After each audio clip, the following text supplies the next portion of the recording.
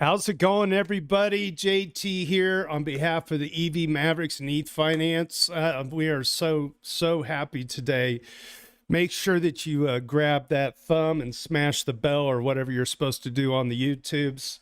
Follow us on Twitter at EVMavericks and at Ethfinance, our community on Twitter as well. So today, my goodness, we are joined by Kevin Owocki. Hello, Kevin. Thanks for coming along. Hey JT, how's it going? Great to be here. It's so good to have you here, man. Really cool. And can't wait to have a great discussion with you about everything going on in your neck of the woods and the Greenpill neck of the woods. Everything's kind of up and to the right as far as that project goes. And I'm actually excited that I've been helping to create content for the last month with you. And we've been friends for a long time. And I'm just glad you could carve out a little bit of time on a Friday to come hang out with the Mavericks and Yeah, chill with us on the Doots. yeah, it's gonna be fun. I've been following Ethfinance for a while, and it's been great to watch some of the past live streams that y'all have done. So, excited to be here. Awesome. Very good. Well, we'll get right into the intro then. The weekly Doots live stream is all about showcasing the best of the week from the Ethfinance community on Reddit. This is a read-along reaction series, and if you want to follow along, head to dailydoots.com, designed and produced by our own Hani Abu. And while you're at it, go grab today's POAP. Big thanks to Turkey Troll for capturing and curating each day's Doots, and the Owl Word for curating this beloved weekly list. As always, if you know somebody who wants to get in on a piece of this action, send them my way. So let's dive right in. The first thing I'm going to do is I will go right to the leaderboard. We're going to start at number 10. Swagdamus Prime is at 44 Doots. Scientist, number 9. Set one less, moved up to 47. 696 underscore ETH at 48. Crypt Owl Currency at 49. Ethical Trade hits the big 50, and K-Brot hits the big 60 this week. Congrats to both of those people for hitting those milestones. Tricky Troll at 61, Logri the Bard at 65, and the almighty Super Fizz at the very top at 111. So there you go. There's your rich list for this week. Now we're going to go straight to the week number 23, June 16, 2023. The Morning Trinity looks like 0x Boba chimes in on Ethereum. Yaopa checks in at 1,304 pounds. And Nixo at 0.065 on the ratio. A little bit of a slide on the ratio this week. Weekly Haiku, courtesy of JS Tears. Cypherpunks in Prague, defending the crypto flag. Pride is in the bag. Thank you, JS Tears. And we're going to move to the Q by Space Cider. The Q can also be tracked at validatorq.com, also produced by our own Hani Abu. Your daily beacon chain dose, pending validators, joining 93,500 validators pending and 0 leaving. The entry queue is down 1,200. Is that minus 1,200 from yesterday's number? It will take around 43 and a half days for the entry queue to clear, and just under 20 days, the amount of daily validators that can both enter or exit will be increased from 2,025 to 2,250. These figures are based on the entry and exit queue at the time of posting. So thank you so much to Space Cider, fellow moderator on our cryptocurrency. Our ship post of the week goes to our very own Bob Rossi. I love Bob Rossi. He's a longtime contributor. Job sends email about no longer having the option of being fully remote. So imagine your employer sends you that email. It's time to retire. Surely all that ETH about 7 years ago will cover it. Opens CoinGecko. Oh, time to call a therapist. Well, thank you very much, Bob Rossi, for the ship post of the week. And now we're going to direct our attention back to Mr. Owocki. So, Kevin, I remember you as a user. I believe it was user Owocki or something close to that back on ETH Trader, and Yep. this was early. I mean, you were all over our Ethereum subreddit, and then on our ETH Trader as well, and such a long time contributor. And there's a group of us, I feel like, that were pretty tight back then, and you're one of them that sticks out in my mind. And I remember, I want to go pre-Gitcoin days with you. I mean, when you go back, I guess what stands out in my mind with you was that you were building stuff, and when people say crypto has no use case, I truly feel like they're full of shit because they've never opened up Gitcoin before. What was Mhm. happening with you before Gitcoin in those early days, that just the light went on and you set the ground on fire to build that? Where was your inspiration from, and a little bit of your background pre Gitcoin? For sure. Yeah. Well, yeah, I've been around the Ethereum ecosystem pretty much since like 2016, 2017. I like to say I was smart enough to buy, but not smart enough to hold back in those days. Right. Traded away a lot of my bags. But um, yeah, so I've been a software engineer basically my entire career. Have a computer science degree from University of Delaware in 2006. Go Blue Hens! And I've basically just been building web startups since I graduated from college. I mean, I did one or 2 year stint in corporate America, and I just hated it. And I got into web startups in 2008.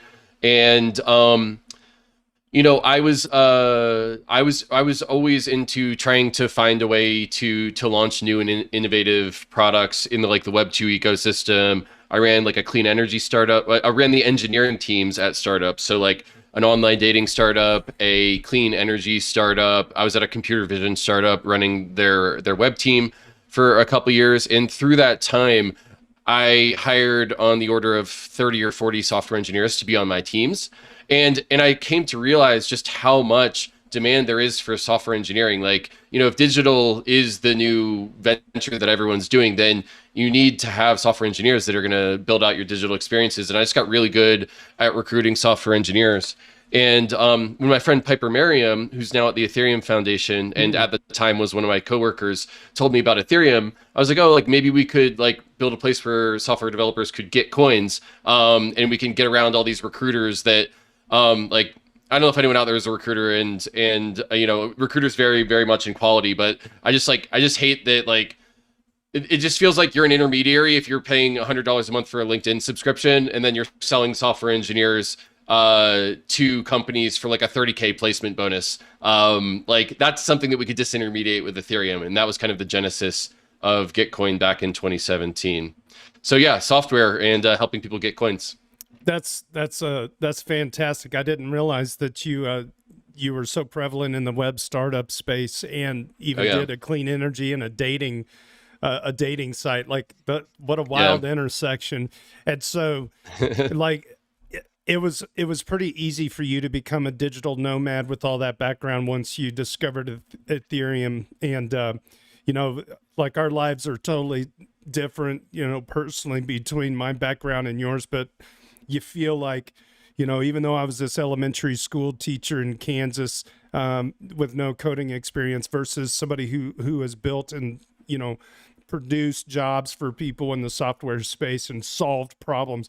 We we're very That's the common theme between that, is the power of Ethereum to, like, really be attractive for a lot of the things it can do for people. And you're a living, walking, talking person, and a builder, and you've employed so many people throughout Web3. It'd be hard pressed to find, in my view, somebody who has put the rubber to the road the way that you have, and you find a way to coordinate capital, and a lot of the ways you've done this is obviously through Gitcoin. So it's my understanding that you're no longer officially, part of Gitcoin. Mhm. There was reasons to do that. Can you go into that a little bit? How it Yep. became Supermodular and Greenpill? What is that story there? Yeah, so I founded Gitcoin in 2017. At the time, I built it in my basement, just like independently, and we ended up selling it to Joe Lubin and Consensus, and that took Gitcoin from like a project that I built that no one knew about to like, holy shit, all of a sudden Truffle and MetaMask and the Ethereum Foundation can use it, like because I have Joe Wow. Lubin's connections and his capital. But through the year, like Gitcoin actually launched in 2017 as a bounty network, which is just like, if you do X, I will give you Y coins, is the coordination mechanism there. But it turns out bounties aren't all that interesting. They're kind of commodified. They're very transactional.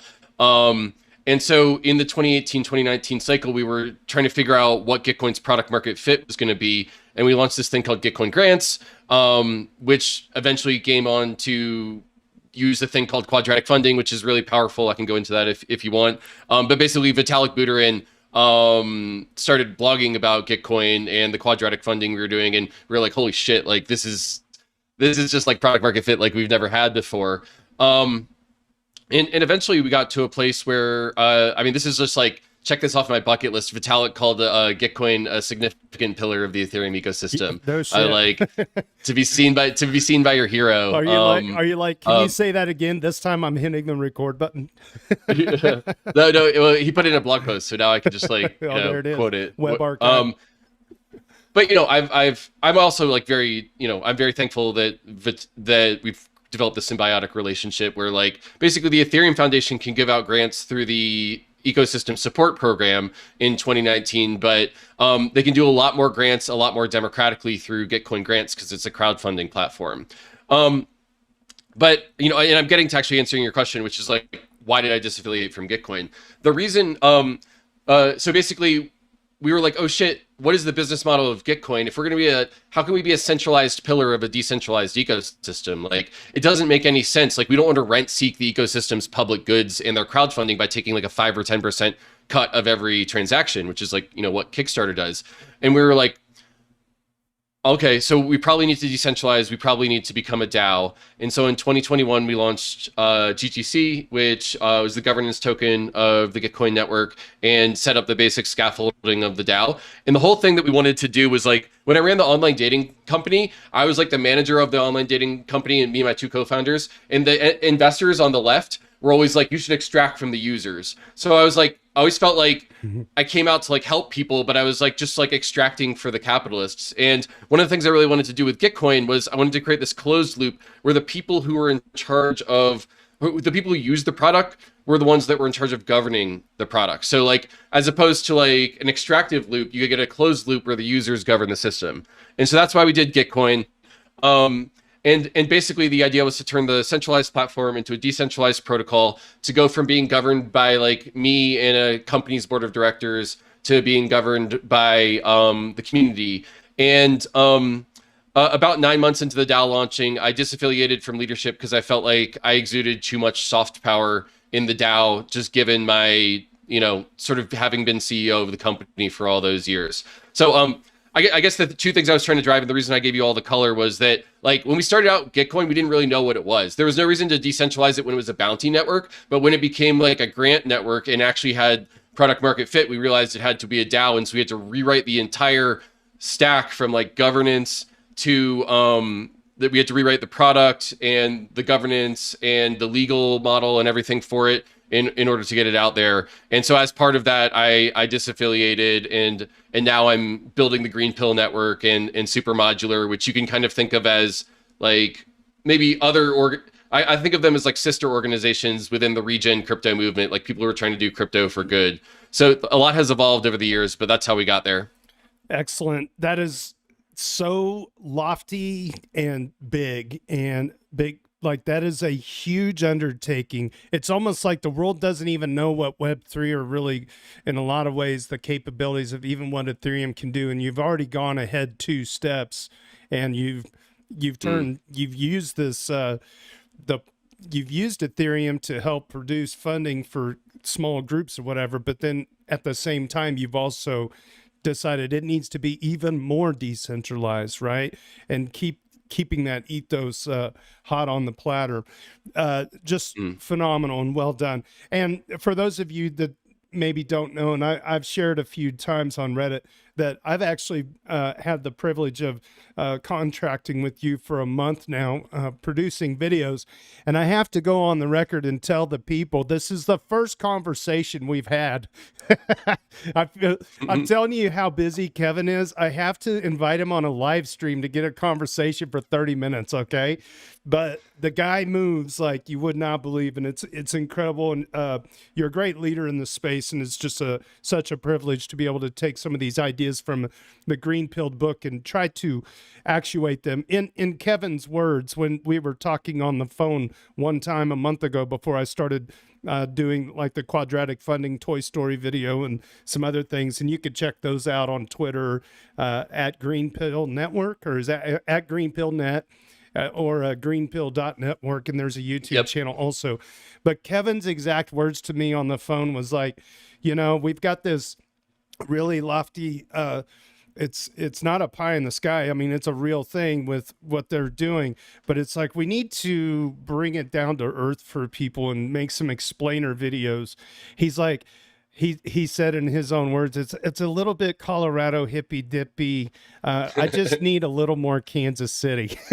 that was his word. So it's been a pleasure to help you out producing content and trying to take things like quadratic funding and bentoism and Moloch and try to make them into two-minute videos or so, just to give people a nice encyclopedia entry, like what the hell is this anyway, so thanks for the opportunity.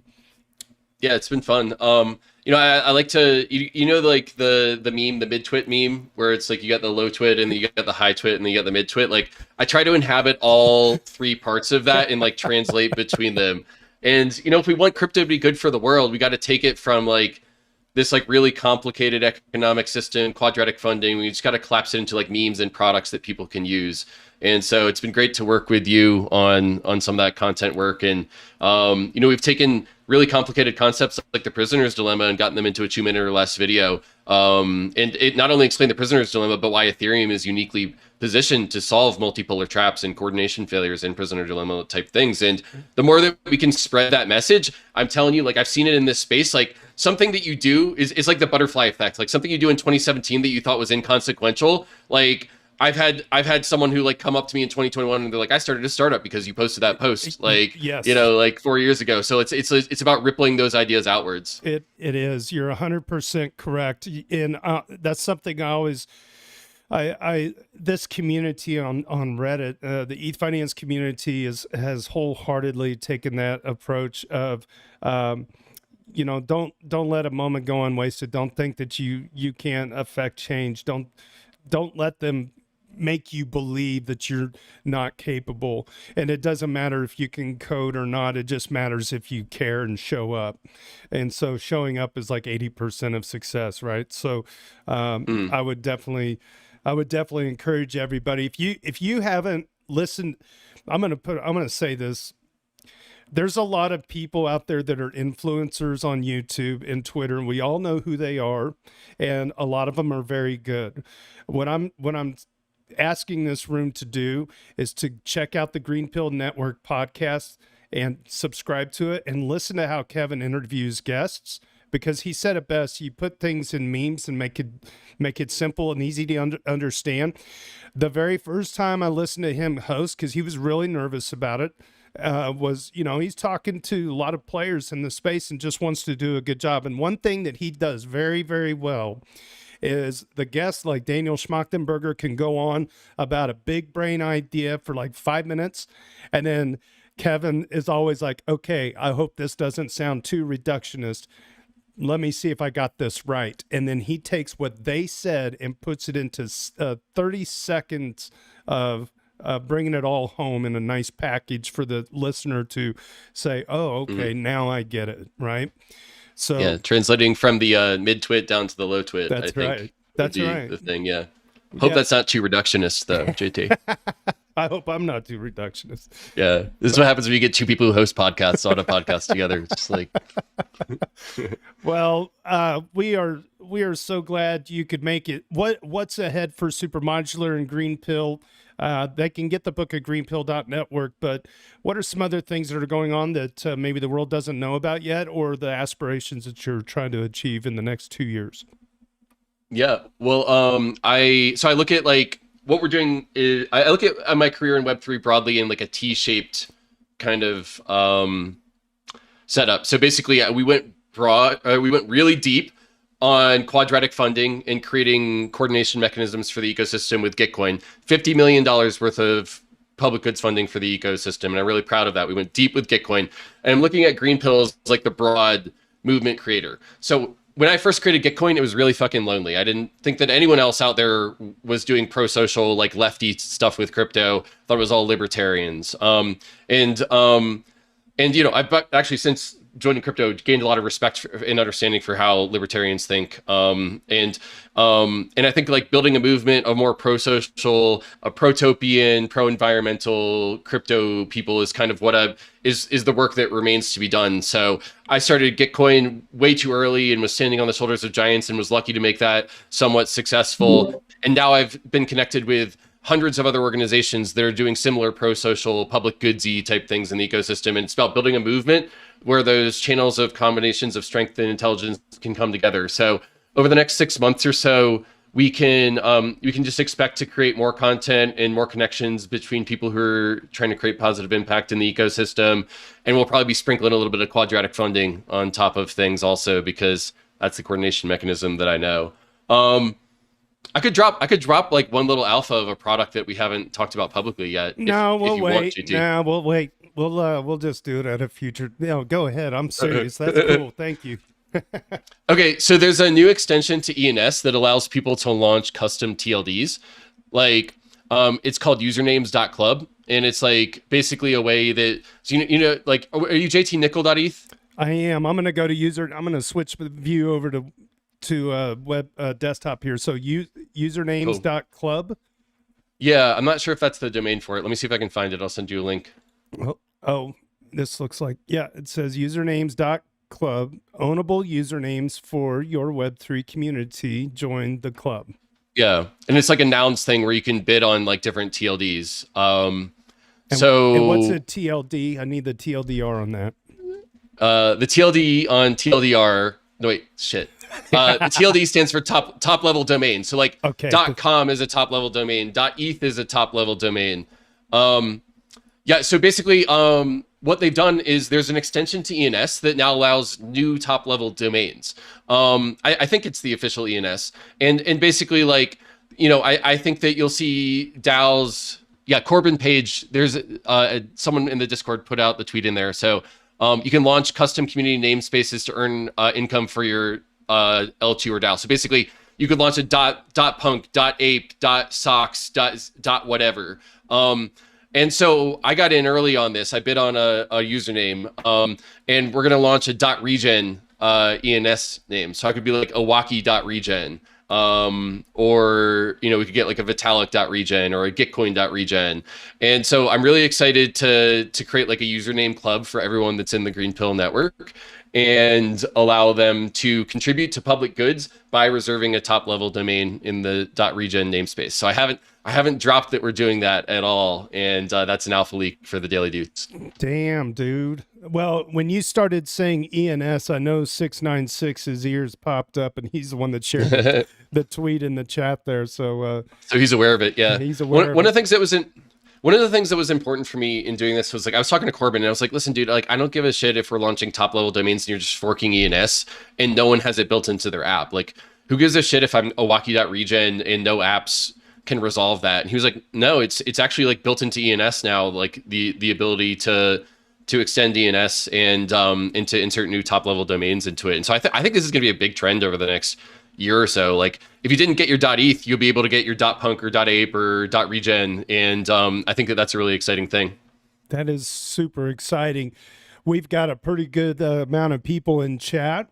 I think we'll put a pin in the interviews section here, but I do want to open up the chat if anybody wants to ask Kevin some questions, like serious questions, like what's his favorite meat that he likes barbecued, or does he have cats? Anybody? What's my favorite town in Kansas? Kansas City. All right. Well, thanks so much for your time on this, but we want you to stick around. Oh, yeah, I hear somebody. Does that sound like Doubtstars maybe talking? Hey, Owocki, it's Doubtstars. Hey. What's up? I just wanted to say, so glad you're here. That was an awesome talk. But I actually just have an announcement. I don't know if you guys saw, but HodlerCon is going to Thailand in 2024. Holy shit. Thailand, huh? Yeah. Bam. So, Owocki, if you don't know, the Mavs and the Ethfinance community, have had a event called HodlerCon. We had it in 2022. We're doing it again in 2024. And so, yesterday was the day, June 15th, and the price determined the location. And so we're going to Thailand. Excellent. All right. So there you go. Wow. The news of the day. We're going to Thailand, HodlerCon 2024. All right. Thank you, Doubtstars, for that update. Appreciate it. All right. We're going to move on to, unless there's anybody, I saw some other people unmuted. Anybody else have any questions for Kevin? I don't want to cut it off. All right. Very good. We'll move on. Let's go right down dailydoots.com. Open it up on your browser if you want to read along. The first one is for Hani Abu, freaking stud. Ethfinance.org now redirects to the current daily thread. That's interesting. Thank you, Hani. For the new Reddit design, you can use new.ethfinance.org, but it doesn't work on mobile because of a bug that incompetent Reddit hasn't fixed yet. No, really? Incompetent Reddit? Why? It's convenient because the daily thread is where the action is, but the link is different every day. Superfizz will always be on the right page now. If the community ends up moving to another platform due to these Reddit changes, you'll be able to find out where we are from this URL. If we eventually end up going with a protocol-based solution, this URL can serve as a directory for the various front-end options. So thank you, Hani Abu. That's fantastic. I know we could... I think we're probably going to have a little bit of a conversation about Reddit once again this week after the call is over. So feel free to stick around because I'm sure we got a lot on our minds. All right, we're going to move down the list. User Swingman assesses Ethereum's security-ness. While I believe most of us here are already deduced that Ethereum is not a security, I'll share some of my thoughts and thought process on the matter. Sorry in advance if this is a bit scattered and long. Ethereum is in a constant state of evolution. Sounds obvious to us, but that concept probably isn't so obvious to people not as well versed in the functionality of Ethereum. When I say this, I am thinking of a courtroom full of jurors, lawyers, a judge, etc. I'm thinking about lawmakers, House of Representatives, and the Senate, Congress. Just listening in on recent hearings lets us know that there are a lot of people in powerful positions who are either or ill-informed or just flat out have a different agenda when it comes to cryptocurrency, let alone Ethereum. Ethereum's constant state of evolution is important to note because while I believe in Ethereum can get close to a final form, even then there will be new frontiers and boundaries that I think Ethereum can explore and expand on too. Each stage of the evolution in Ethereum has attracted different collectives of people. In the beginning, the idea of Ethereum in its simplest form thought to be a programmable Bitcoin-like entity, a decentralized smart contract platform that extended the capabilities of blockchain technology. If you read Vitalik's white paper, a lot of eye-opening ideas were conceptualized, and the first question on your mind, if you wanted to be involved or interact, was, how do I acquire some Ethereum? In the early groups of Ethereum enthusiasts, you had builders, creators, investors, speculators, researchers, and general crypto enthusiasts who saw that white paper as groundbreaking. I don't believe it was as black and white as A, I'm an investor, B, I invest to make money, or C, if I invest in Ethereum, I expect to make a profit. And the post goes on from there. I'm going to read the last paragraph. The regulators can try to apply old tests and laws to Ethereum, but I believe the outcome will be adapted tests and perhaps new laws, likely favorable to Ethereum. I am as much an investor as I am someone who just uses Ethereum for utility at this point. I have open DeFi loans, I have NFTs, I have contributed to DAOs and used dApps. These lawsuits were a long time coming. It seems like the market feels this way too. And my real hope is that we end up with actual framework and clarity with a path forward for innovation in the U.S. and to finally be rid of regulation by enforcement that triggers these nasty FUD headlines. That's a really good post. I would have read the whole thing, but we have only so much time. So that is courtesy of the user Swingman. Thank you so much, Swingman. All right, very good. Anybody want to comment on this? All right, we'll move on. K-Brot welcomes us to K-Ben. Hi, all, and welcome to K-Ben and Ethfinance, or Meth Finance is how I read that, our temporary and maybe someday more home while Reddit learns its lesson. I didn't get a chance to reply to everyone in the previous thread, but I did read. Please feel free to ask me any questions about K-Ben, Lemmy, the Fediverse, and I'll try to answer. I've spent quite a few days now exploring it. I also encourage Fediverse users to chime in, whether it's from Mastodon experience or somewhere else. The dev at ernest@kben.social is lovely, responsive, and working hard right now. Feel free to chip in with suggestions at m/KBIN meta, KBIN meta, or if you have a web dev experience, maybe consider reaching out directly to help. No doubt you're all noticing KBIN is slow. It's good to remember that the beauty of federated, decentralized servers is also the initial brutality. Servers can be run by anyone, that's great, but servers must be run by someone. Ernest is one guy spinning up a server for refugees of a global conglomerate. It's partly why I tried and will keep trying to open a server of our own. I'd encourage everyone to have a little patience, be extra kind and gracious, and at worst, take a little time away from the screen if it's crawling. They're planning a large infrastructure change next week. In the meantime, try to enjoy the brave new world here. We haven't had anything truly new website to explore in many years. It's kind of exciting. Now back to the memes, lines, and triangles. That's from K-Brot. Yeah, that was I don't know if anybody has anything to say about the whole Reddit situation, but personally I feel like we really need to keep our options open, and primarily if moderator toolbox and Reddit enhancement suite go down with the ship, that's going to make moderating and really curating Doots just next to impossible, aside from like maybe some kind of spreadsheet situation, which is just going to suck. I don't know if anybody has any takes on that. What did you think of K-Ben? What are your thoughts about the Reddit fiasco? If I have something I can add real quick, JT. Please. Yes. So Spez has pretty much called everybody who was protesting landed gentry. So they don't care. They really pretty much believe that this is just going to pass, that people are just going to come back.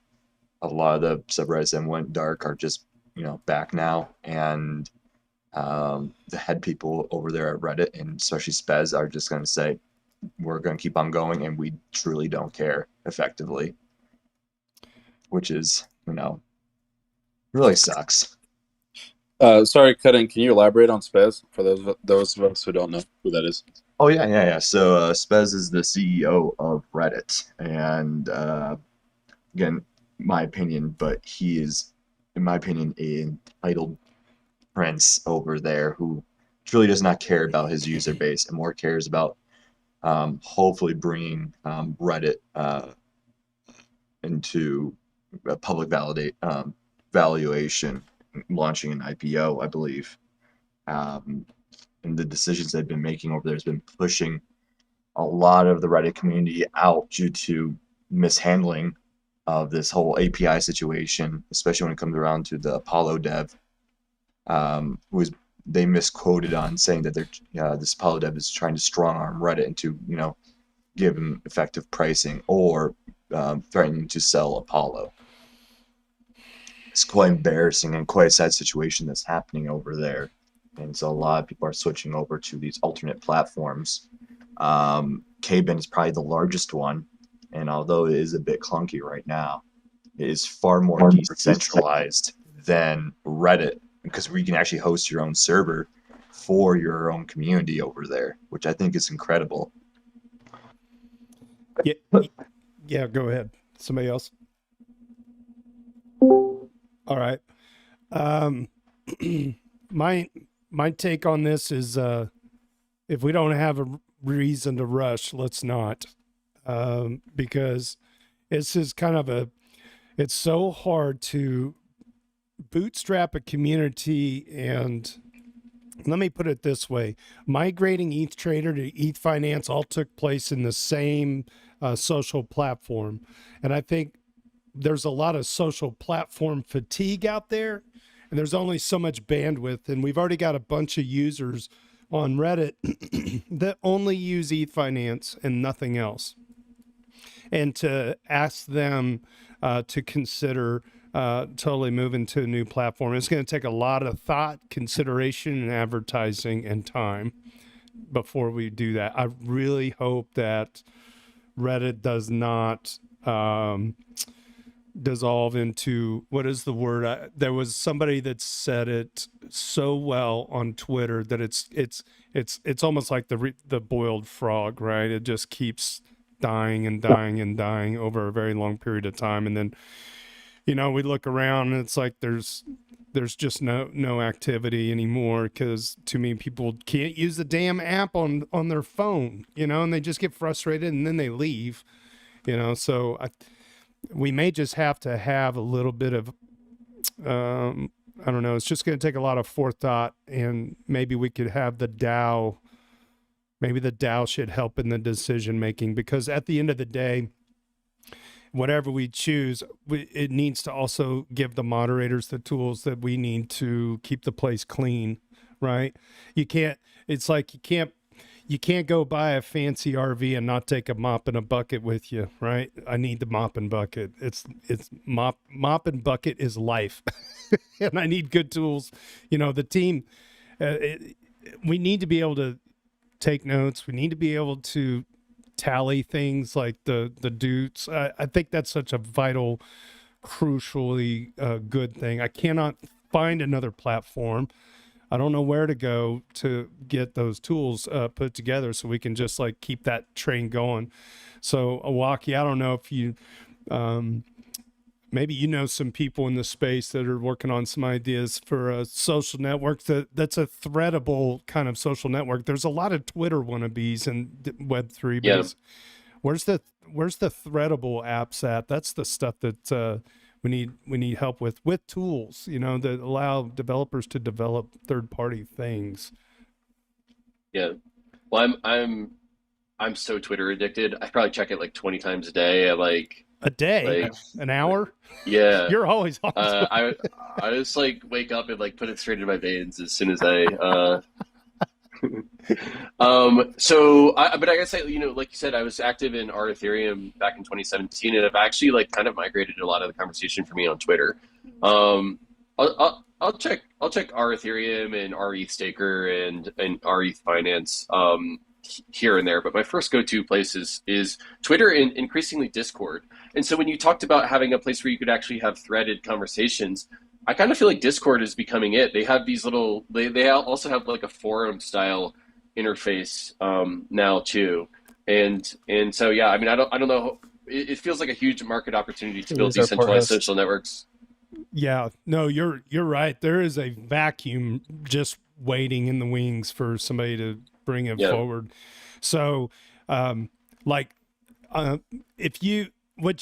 the community on Ethfinance doesn't see, these Doots, every time somebody, so there's a top 10 every day, and every person that makes that list, I literally click a little meta tag on their name, and then I can just tick it up one number and keep their tally going. And that's why we have the rich list on the weekly, and then we have our weekly Doot show where, but it's all that stuff is easy to record right inside of Reddit using third-party tools.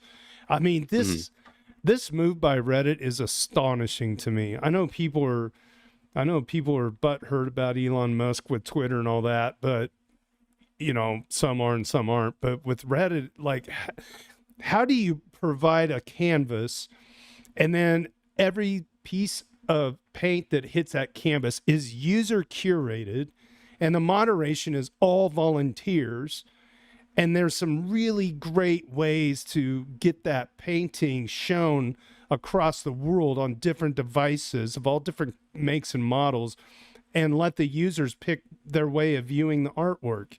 And they've just basically said, no, this art piece is going to be shown in this one museum and this one museum only. And everybody has to come in that door.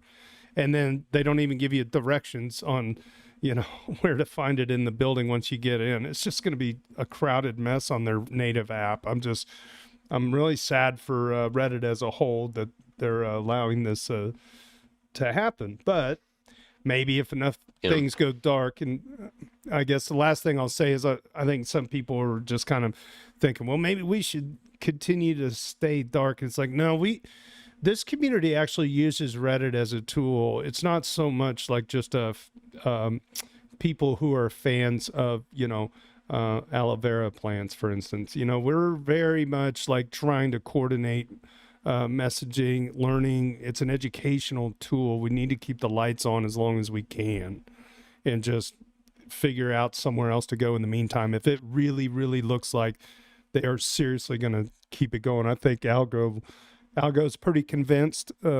Algo's from the Palisades group. I'm glad you guys are here.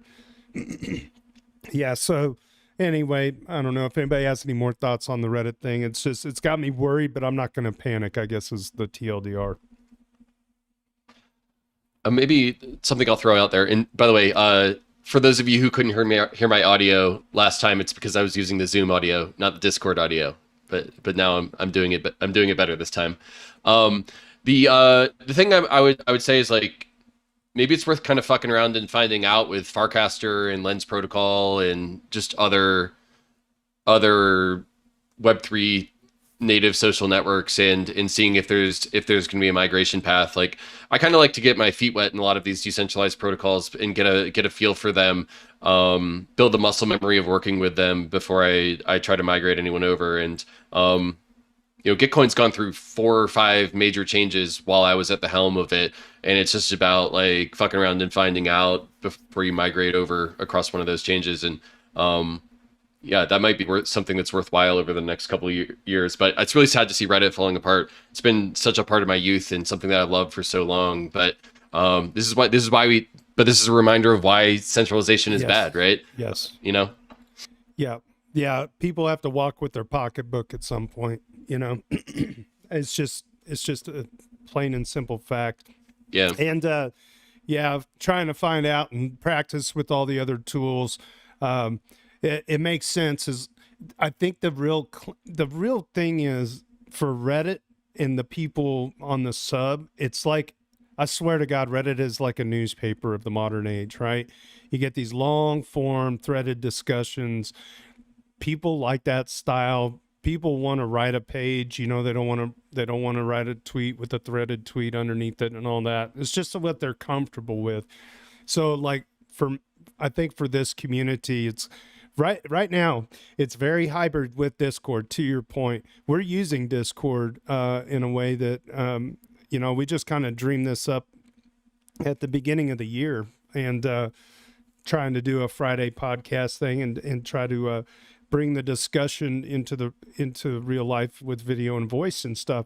And so for the Reddit and the newspaper crowd, we need to find something that feels very similar, like comfortable jeans, So it'll be interesting, and we're definitely open. I know the Mavericks are going to have their work cut out for them, because I think they should probably dictate 99% of that conversation as a DAO and vote on it, and let's just put it into motion with a high quality vote, So anyway, that's all stuff that if it even needs to happen, I think that like I said, be patient, don't knee jerk. It's gonna be a while. We got a little bit of time here. We'll know when it's time, and we'll have a decision. Like you said, practice before you move introduce a community to a new platform. Discord's a great place for now. Reddit's okay for now. So we'll just see what happens. All right, we'll move on down the list here. Let's see. At Chromes, let me switch the views so our viewers on YouTube, aka Mom, can read along. Okay, so we can actually view this on KBin. If anybody, let me open up KBin just for the heck of it. So this is what KBin looks like. It looks very much like Reddit. It's stripped down a bit, but that makes sense. All right. So Chrome says, checking in after my post about taking the plunge the other day, spun up my validator and deposited. It took me in total about 10 hours. Yes, really. I'm pending on Beacon Chain.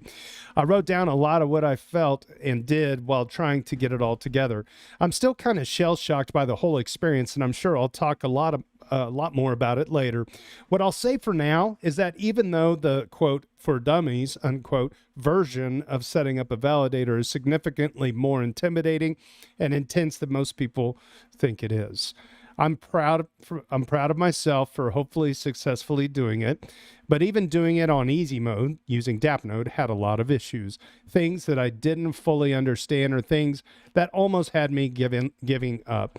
I gave up about 3 times and then went right back to it after 5 minutes after having given up. To be absolutely clear, that's no one's fault but mine. I'm absolutely tech illiterate, but sadly, I'm actually probably more techie than most people. So I do think we have a long way to go before this sort of thing becomes something non-tech can just pick up and do. Things that I think most here take for granted are very scary or even indecipherable to someone like me. That actually brings me to something that this whole Reddit fiasco has me thinking about. One of the great strengths of crypto and ETH in particular is the layer 0 stuff. It leads to great communities like this or ETHstaker. We have Reddits and Discords, which are filled with people willing and eager to help. The problem is that it seems like it may have led to less focus on delivering a user manual that makes sense to a new user who has no idea what they're doing. Communities are great for fixing problems, but it seems like we rely on a nebulous social network to teach the basics. Even the best guides I've found seem to assume a lot of knowledge, and I generally had 3 to 5 one-stop shop guides open at once as I did this. The good thing with how tough it was that if everything works out and I start validating in a month and a half, thanks Celsius, I'll really feel like I earned it. So that's user Chrome's. Congrats, dude or lady, or dude looks like a lady.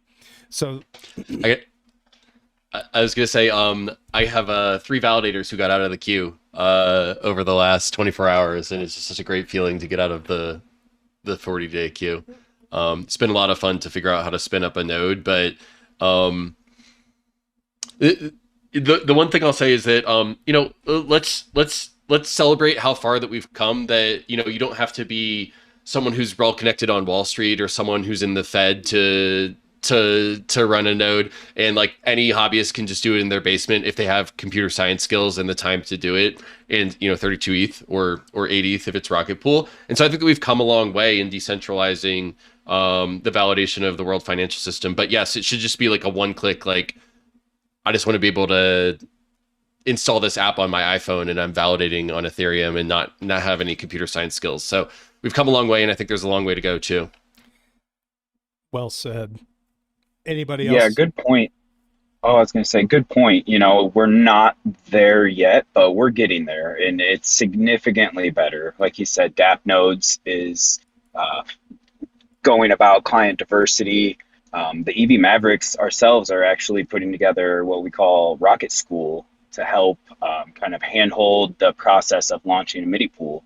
So I think we're kind of still laying that foundation that those one-click apps will be sitting on top of. You know what I mean?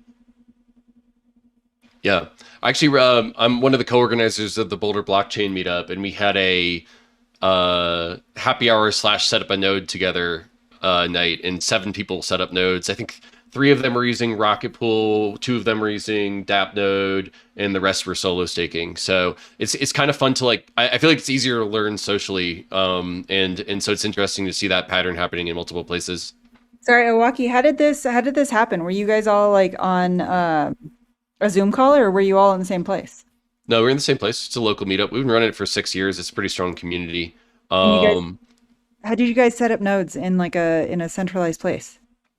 We have so one of the Boulder Blockchain meetup members has an office in downtown Boulder. They work for tech startup in downtown Boulder, and so they offered to let us use their office space, and they offered us an Ethernet connection. And so we all brought our NUCs, or in some cases, people have this big ass desktops, and in for a night and a bunch of beers, and we all just met up in downtown Boulder at this guy's office and I love set up that. our nodes there. That's Yeah, so cool. it was fun. Yeah. So what you're saying is I need to drive to Boulder. I need to purchase a NUC. I need to put the smoker in the back of the van.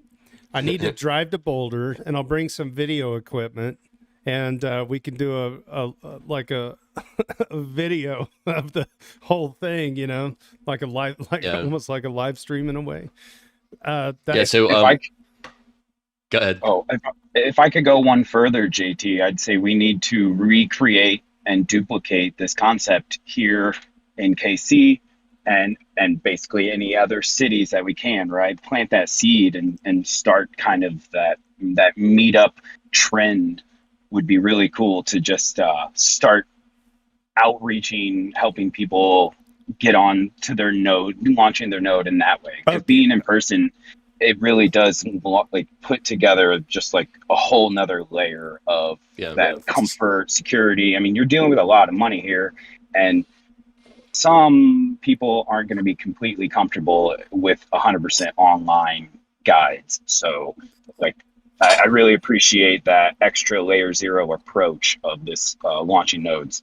Sometimes just like standing over someone's shoulder and reassuring them that it's okay goes a long way. Yeah, I'm telling you. Go ahead. 100%.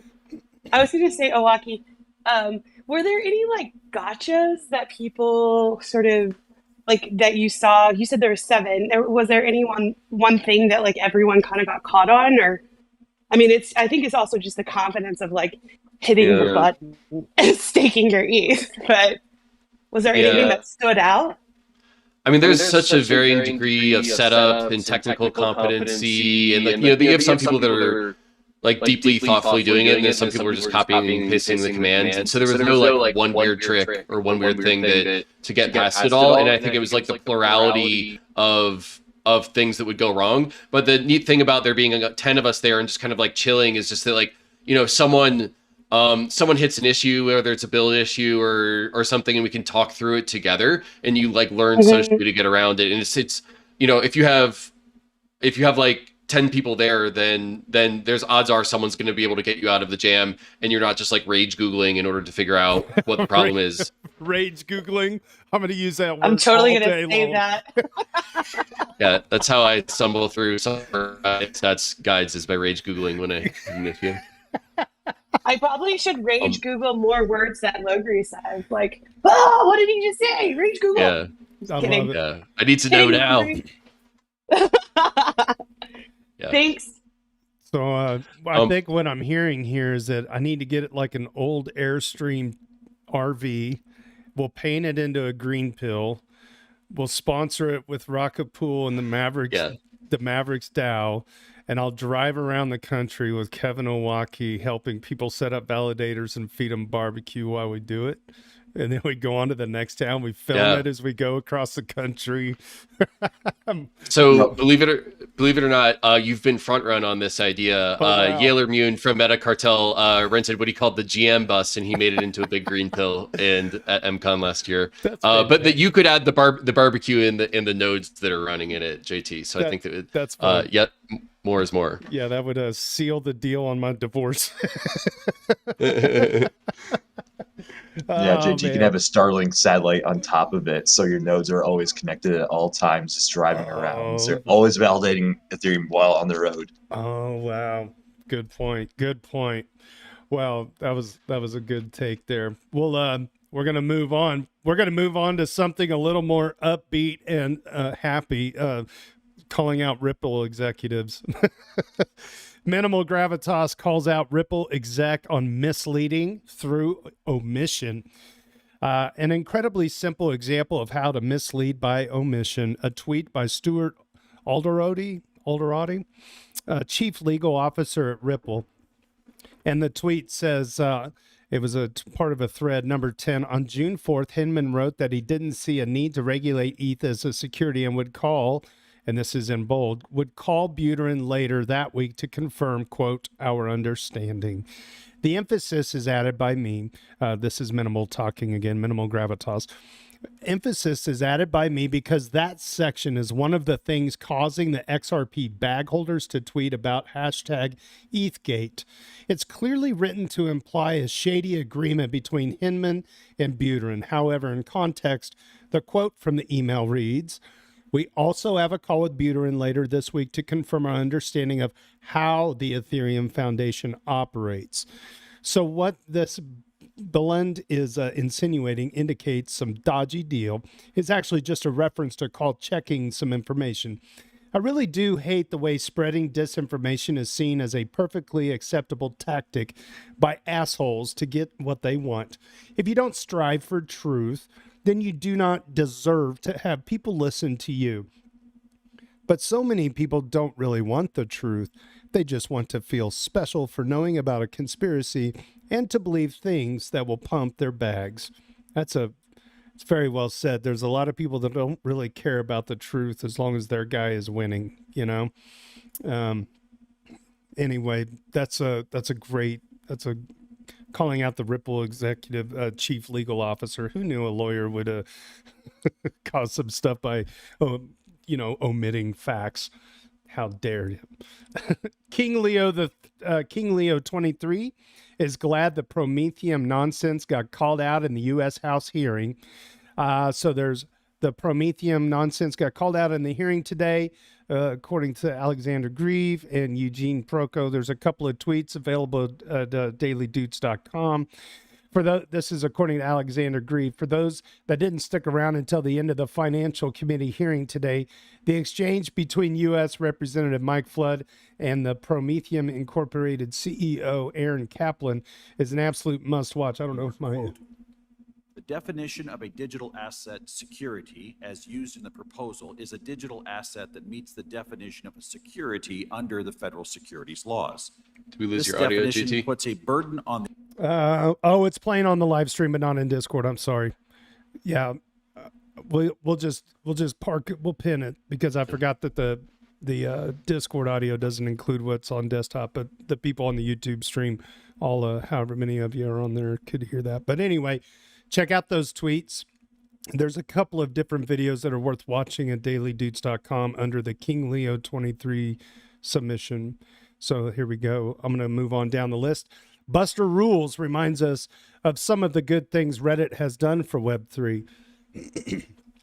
I get all the drama around Reddit API, but I want to point out something. So far, Reddit is by far the social network that is the most crypto friendly. They onboarded millions of normies ETH in their vault, community tokens, and digital collectibles. It's just something to keep in mind while our community ponders its options.